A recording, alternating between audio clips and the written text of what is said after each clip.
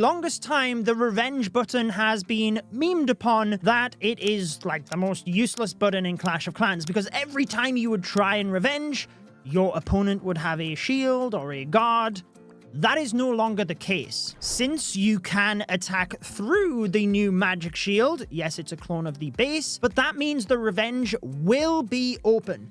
Should you lose 30 or more % of your loot in a defense, you can then revenge that defense at any point within a 12-hour window. I guess they did this to have some sort of urgency to avenge your defense, but to be honest, I would much rather this be like a 24-hour period. However, it is what it is. It's 12 hours, and you can always steal back at least the amount of loot that you lost. Let's say, for example, your opponent looted 1 million gold, 1 million elixir, and 10,000 dark elixir from you. Yes, you would have lost that loot. You would have gained an 8-hour magic shield. However, when you go to then revenge against that player, let's say they only had half of that loot. So 500,000 gold, 500,000 elixir, and 5,000 dark elixir. The system would top up the loot so that you could